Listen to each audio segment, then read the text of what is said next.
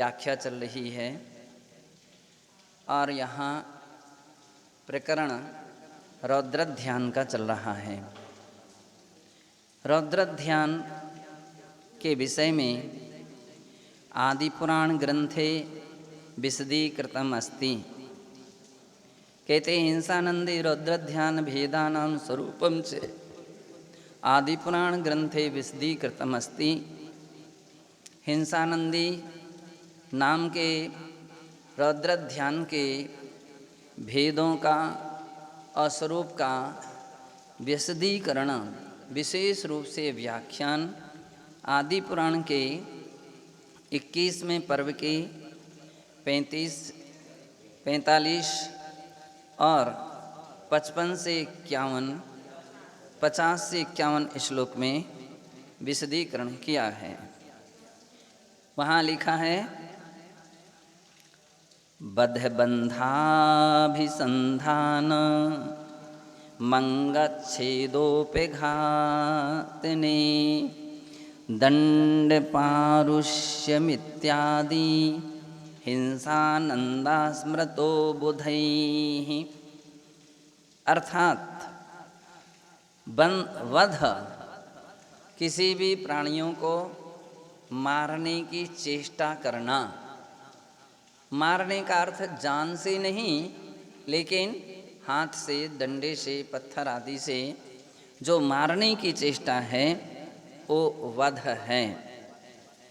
बंधादि बांधने की चेष्टा करना, ते बंधन इत्यादि संधानम अंगच्छेदोपघातने और उनके अंगों के उच्छेदन करने का, अंग छेदन करने का, अंगोपांग छेदन करने के भाव रखना, संताप देने के भाव रखना, दंड पारुष्यमित्यादि दंड देने के भाव रखना।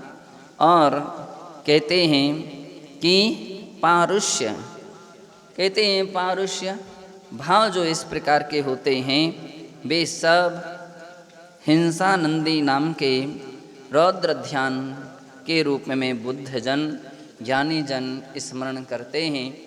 यानी ज्ञानी जन इसे हिंसानंदी नाम का आर्त ध्यान, रौद्र ध्यान कहते हैं। अब यहाँ अपन को इस बात का ध्यान रखना है कि चूँकि साधु पुरुष हैं, त्यागी वृत्ति हैं, तो ऐसे व्यक्ति किसी भी प्राणी को बांध नहीं सकते हैं और वध नहीं कर सकते, मार नहीं सकते हैं। किसी प्रकार का अंग उपांग छेदन नहीं कर सकते हैं, ना करवा सकते हैं। सबसे बड़ी बात ये है, बच्चे हैं, बच्चियाँ हैं, किसी के कान छेद दिए, कहीं नाक छेदन नहीं करा सकते हैं। और यदि कराते हैं तो ये रौद्र ध्यान का लक्षण है। कठोर दंड देना आदि ये सब हिंसानंदी रौद्र ध्यान है। मृषानंदो मृषावादी रति संधान चिंतनम वाक् पारुष्यादिलिंगम तत् द्वितीयं रौद्रमिष्यते। झूठ बोलना, झूठ बोलना और मृषावादी ही मृषानंदो मृषावादी, झूठ बोलने में आनंद मानना। रति संधान चिंतनम, दूसरे के लिए धोखा देने का चिंतन करना, धोखा देना। और वाक् पारुष्यादिलिंगम तत्, कहते हैं परुष वचन। परुष वचन का अर्थ है कठोर, निर्दयता परक जो वचन हैं, ते वचन बोलना, ये भी रौद्र ध्यान का लक्षण है।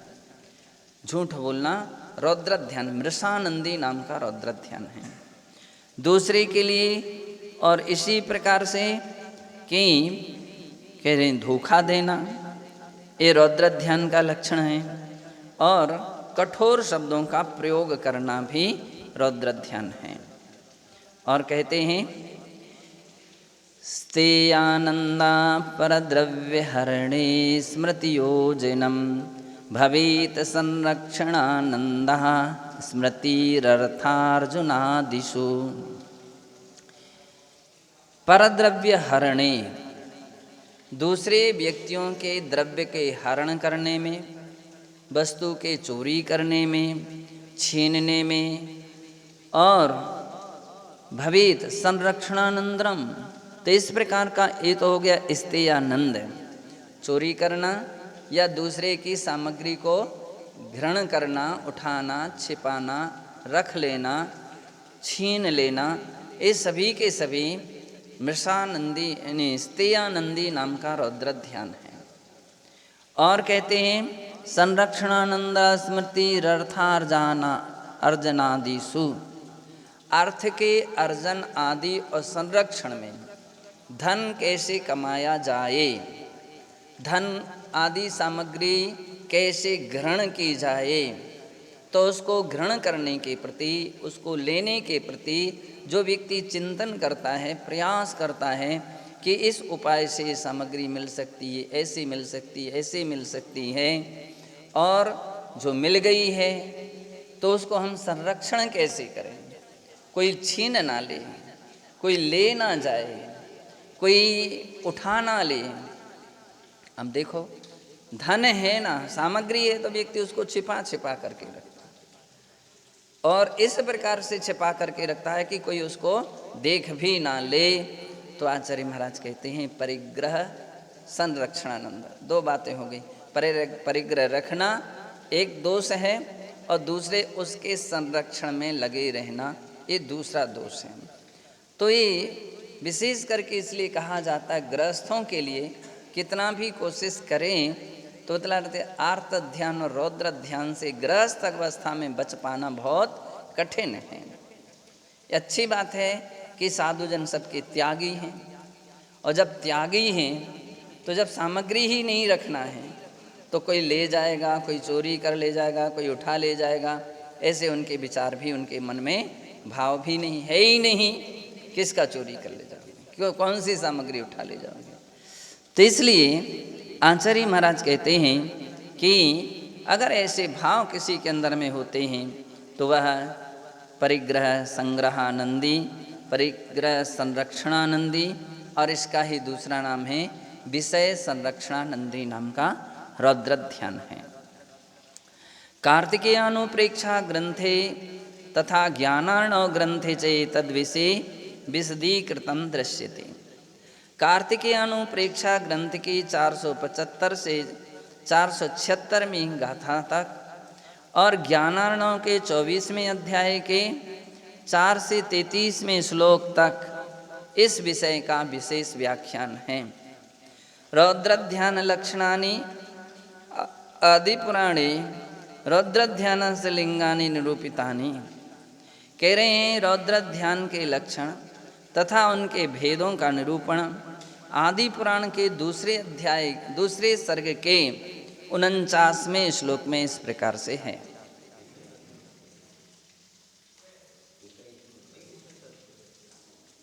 इक्कीसवें अध्याय और 49वां श्लोक।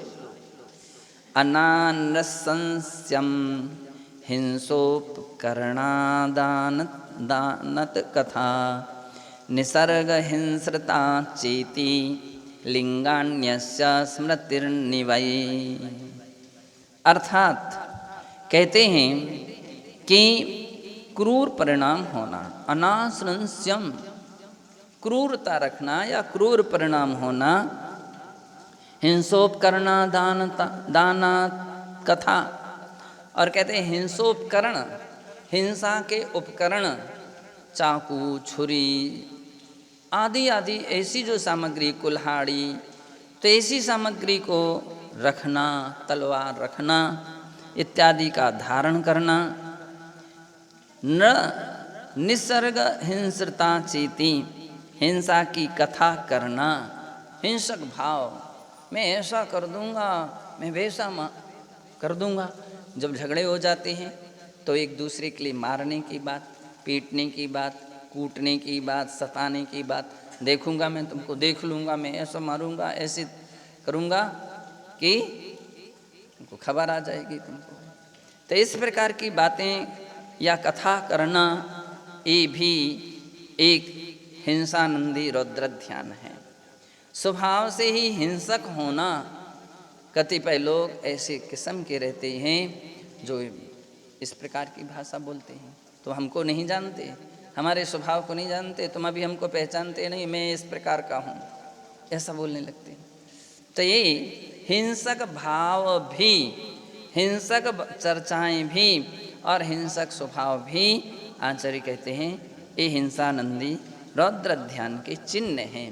जहाँ इस प्रकार की चर्चा वार्ता या लक्षण दिखें तो समझना चाहिए ये रौद्र ध्यान है। ज्ञानार्णव ग्रंथेपि तानि विशदीकृतानि, ज्ञानार्णव ग्रंथ के 24वें अध्याय के 5, 11 और 13 में श्लोक में इस विषय का विशेष वर्णन है। अब ये सब इतनी अच्छी बातें हैं कि अगर हम चाहते तो हम लोग क्या कर सकते थे, केवल उनके भाव को लेकर के अपना विश्लेषण दे देते थे। लेकिन हमारा अभिप्राय इसके पीछे ये रहा कि इतना ही पर्याप्त नहीं है। अगर हम ग्रंथ का प्रमाण दे रहे हैं, रेफरेंस दे रहे हैं, तो इससे हमारे अभिप्राय दो हैं। पहला अभिप्राय तो ये है कि लोगों के लिए अपने आगम के प्रति भी रुचि उत्पन्न हो जाए कि जैन ग्रंथ ऐसे ऐसे भी ग्रंथ हैं, अपने लोगों को भी उस ग्रंथ का ज्ञान हो जाए कि आदि पुराण में भी इसका वर्णन है या ज्ञानार्णव में भी इसका वर्णन है, कार्तिकेयानुप्रेक्षा ग्रंथ में भी इसका वर्णन है, राजवार्तिक, तत्वार सूत्र आदि। तो व्यक्ति की उन आगम ग्रंथों में एक अभिरुचि उत्पन्न हो। दूसरा हमारा उद्देश्य है कि जब हम इस प्रकार के रेफरेंस देते हैं तो व्यक्ति की प्रमाण पाकर के श्रद्धा और अधिक निखरती है कि महाराज ये बात अपनी ओर से नहीं लिख रहे। अगर हम रेफरेंस ना दें तो फिर क्या हो जाएगा, केवल हम उसका भाव लेकर के टीका लिख देंगे और लिख सकते हैं, लेकिन उसको देने से हमारा ये अभिप्राय है कि वो बातें लोगों के दिल दिमाग में भी फिट हो जाती हैं कि हमारे ऐसी बातें ग्रंथों में कही हैं। महाराज अपनी ओर से नहीं कह रहना चाहते हैं, अपनी ओर से नहीं कह रहे हैं, शास्त्रों में इस प्रकार का व्याख्यान है। तो इन दृष्टिकोणों को ध्यान में रखते हुए हम लोगों ने आगम ग्रंथों का रेफरेंस दे दे करके विषय का विश्लेषण किया है। तो यहाँ ज्ञानार्णव ग्रंथ के में क्या कहा तो बतलाते हैं, अनारतम निष्करुण स्वभावा स्वभाविता क्रोधिकसाय दीप्तः मदोद्धता पापमती कुशीलः स्यान्नास्तिको यः सहि रौद्रधाम।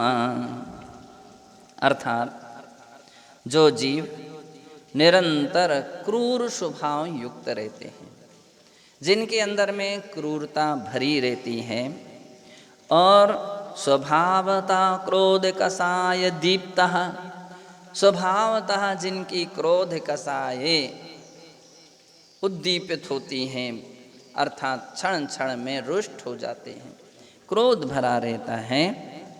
मदोद्धता पापमती कुशीला, अभिमान में चूर चूर रहने वाले, पापमती कुशीला पाप बुद्धि और दुराचारी, तथा सा नास्तिको या सहि रौद्रधाम। नास्ति बोले नास्तिक प्रकृति के जो हैं, अर्थात संसार में तीर्थंकर भगवान को जो स्वीकार नहीं करते, जो भगवान के वचनों को स्वीकार नहीं करते हैं, जो अपने आत्मा के अस्तित्व को स्वीकार नहीं करते, इस लोक और परलोक को स्वीकार नहीं करते, वे नास्तिक, जैन धर्म के अनुसार नास्तिक कहे जाते हैं। जैनागम के नास्तिक कौन? जो भगवान को ना माने, जो इस लोक परलोक आदि को ना माने, जो अपनी आत्मा की स्वतंत्र सत्ता ना माने, वो नास्तिक हैं। वैष्णव पुराण में कहा जाता नास्तिक कौन? तो बोले जो ब्रह्मा को कर्तावाद ना माने, जो वेदों को ना माने, उनके यहाँ उस प्रकार का। तो अपने अपने हिसाब की मान्यता सभी में होती है। जैन धर्म जो कहता है कि जो स्वर्ग नरक आदि को ना माने, मोक्ष आदि को ना माने, आत्मा के अस्तित्व को ना माने, स्वतंत्रता को ना माने, तो ऐसे प्राणी नास्तिक कहे जाते हैं। और जो नास्तिक हैं वो रौद्रध्यानी हैं, उसकी श्रद्धा ही नहीं रहेगी, परिणाम की निर्मलता नहीं रहेगी। तो ऐसे रौद्र ध्यान का ऐसे लोगों में या ऐसे लक्षण जिसमें पाए जाते हैं, समझ लीजिए वो रौद्र धाम, रौद्र ध्यान का स्थान है, घर है। अभिलसति नितान्तं यत्परस्यापि कारं व्यसन विसखि भिन्नं वीक्ष्य यत्तोषमेति यदेह गुण गरिष्ठं दृष्टिदृष्ट्वान्यभूतिं भवति हृदि सशल्यस्तद्धि रौद्रस्य लिंगम। ज्ञानार्णव में शुभचंद्र महाराज और भी रौद्र ध्यान के लक्षण देते हैं। क्या है? अभिलसति नितंतम यत् परस्यापि कारम, दूसरे के अपकार करने की अभिलाषा जिसके अंदर में निरंतर रहती है।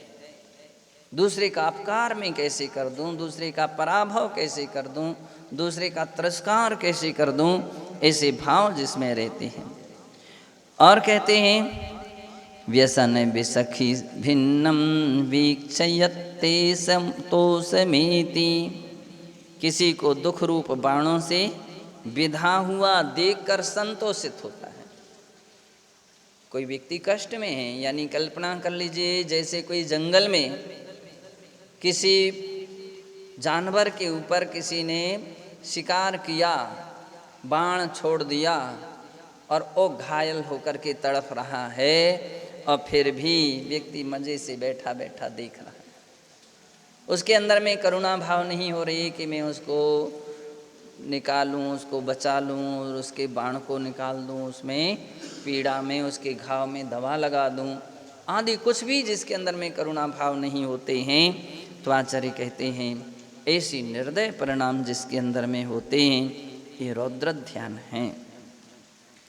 तथा यदेह गुण गरिष्ठम द्वेषिदिष्ट्वान्यभूतिम, गुणों से महान व्यक्ति को देख करके जो उससे द्वेष उत्पन्न होता है। अब किस में उत्पन्न हो रहा है द्वेष? बोले गुणी जनों को देख हृदय में मेरे प्रेम उमड़ आवे, ये भावना होना चाहिए। गुणी जनों को देख करके प्रेम उत्पन्न होना चाहिए, खुशी होना चाहिए, आनंद होना चाहिए।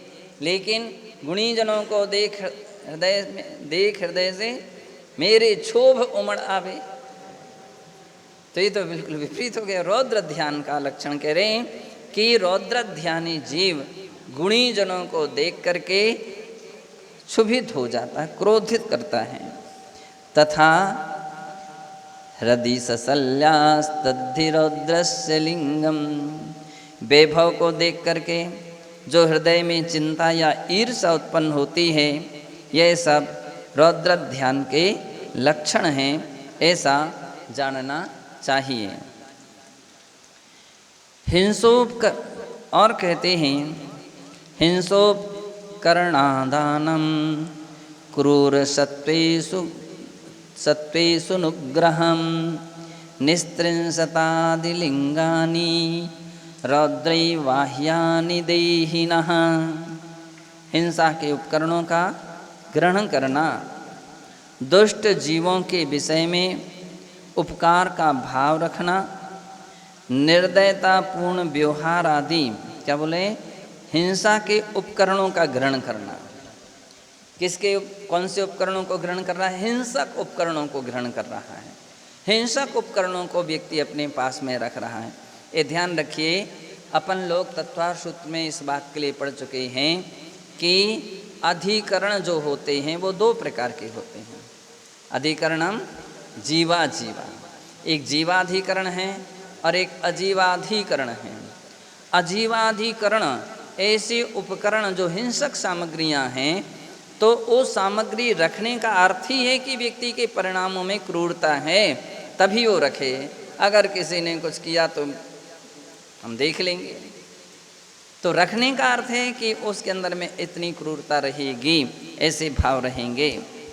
और दुष्ट जीवों के विषय में उपकार का भाव रखना। जो व्यक्ति दुष्ट प्रकृति का है, धर्म से विपरीत है, धर्म रूप आचरण से रहित है, ऐसे व्यक्ति के प्रति उपकार के भाव होना।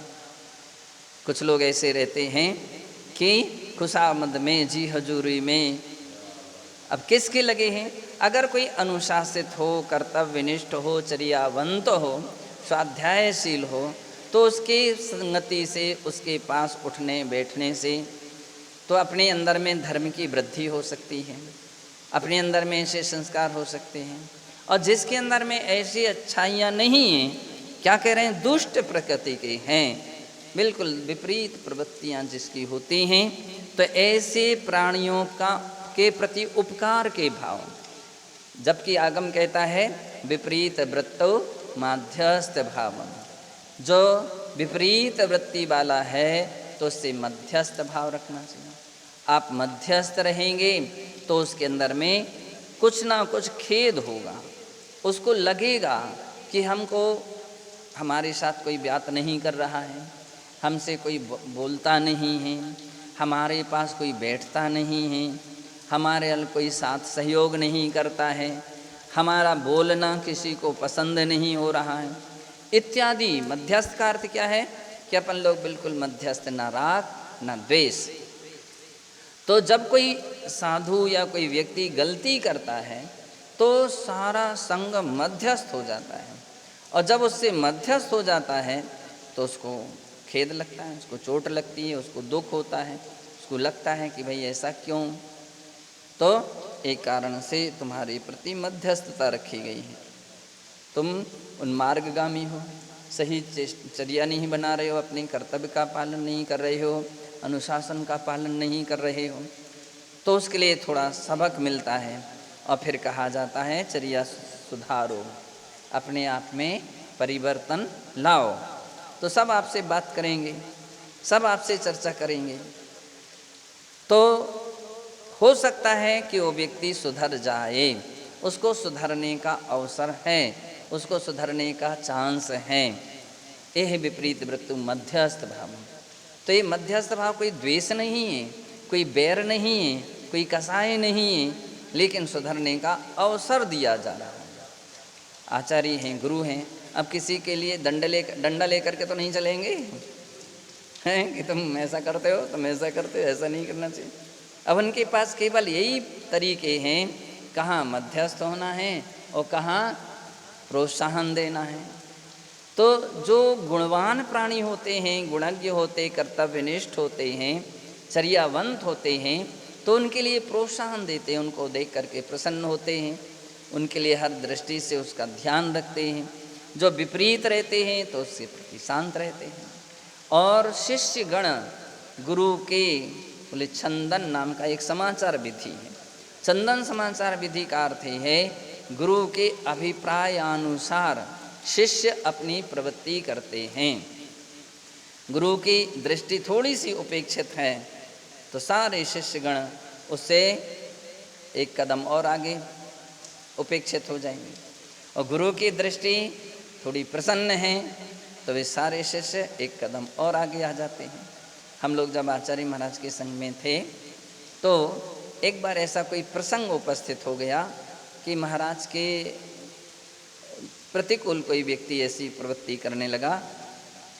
तो जब उसको हमने देखा कि आचार्य श्री मध्यस्थ हैं तो हम भी मध्यस्थ हो गए। अब वो हमारे पास आया, उसने कहा महाराज तो नहीं बोलते सो नहीं बोलते, आपने भी हमसे बोलना बंद कर दिया। मैंने कि सुनो, वे हमारे गुरु हैं, हमारी गुरु की जैसी प्रवृत्ति रहेगी वैसी हमारी प्रवृत्ति रहेगी। वे एक कदम रखेंगे तो हम 2 कदम रखेंगे, यदि वे 1% मध्यस्थ हैं तो हम 2% तुमसे मध्यस्थ रहेंगे, और यदि उनकी प्रसन्नता 1% है तो हम 2% तुमसे प्रसन्न रहेंगे, और तुम्हारे लिए आगे रहेंगे। उसको समझ में नहीं क्या गलती हो, कैसे करें, क्या करें। मैंने कि जाओ उनसे क्षमा मांगो, अपनी गलती की आलोचना करो, प्रायश्चित लो और कहो कि अब हम ऐसी गलती नहीं करेंगे, ऐसा प्रार्थना करो। बोले महाराज सुनते ही नहीं हैं। मैंने कि सुनेंगे, तो मैं एक बार नहीं बार बार प्रार्थना करूँ। उसने प्रार्थना की, बात सुलझ गई। अब मैंने कहा आप देख लो महाराज को। महाराज की प्रसन्नता आ गई। महाराज की प्रसन्नता आई, हमने भी कहा तो आ जाओ मेरी चटाई पर बैठ जाओ, मेरे पास आ जाओ, बैठो, क्या परेशानी है। बोले अभी तक तो नहीं बोलते थे। मैंने कहा अभी तक इसलिए नहीं बोलते थे कि तुम कहीं ना कहीं मिस्टेक थी और आचार्य श्री की दृष्टि में तुम उपेक्षित थे। यदि हम तुमको कुछ स्थान देते तो हम भी तुम्हारी कोटि में आ जाते। किसकी कोटि में आ जाते? तुम्हारी कोटि में गिने जाते। तुम्हारे जैसे तुम्हारे प्रति गुरु मध्यस्थ हैं तो कल के दिन हमारे प्रति भी मध्यस्थ हो जाते हैं। तो मैंने कहा भाई ये तो विवेक है, अपनी बुद्धि मानता है कि हम अपने विषय का ध्यान रखते हैं। दूसरी बात यह है कि हमारे गुरु के कहीं ना कहीं उनकी दृष्टि में, कहीं ना कहीं उनके सोच में कोई बात होगी जिस कारण से मध्यस्थ हैं। उनकी आपकी सुधार हो गई, आप देख लो। अब बोले ये तो बहुत अच्छा होगा कि आपने बहुत अच्छा कर लिया। तो कहने का अर्थ ये है कि अगर हम ऐसा व्यवहार गुरु ना करें तो व्यक्ति बिगड़ता रहे और हम लोग भी उन्हीं जैसे मिले जुले रहें। तो मिले जुले रहेंगे तो उसका सुधार नहीं हो सकेगा भाई, उसमें परिवर्तन नहीं आ पाएगा।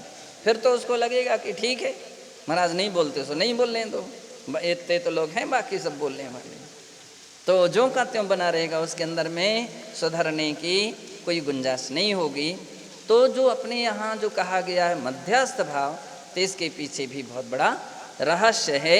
तो ये सुधारात्मक रहस्य है। कौन सा रहस्य है? सुधारात्मक, कि उसका सुधार हो, उसका भला हो। इस प्रकार से यह कथन, इस प्रकार से रौद्र ध्यान का वर्णन हुआ। शेष कथन आगे। एक श्लोक और